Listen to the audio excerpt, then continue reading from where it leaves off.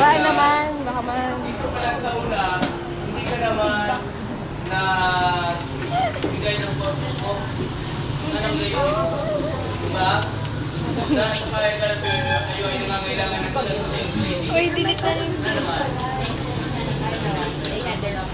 Gabi na, delete ko na. Next ko po mga vlog sa trabaho nito. Okay? Tatapos dito sa character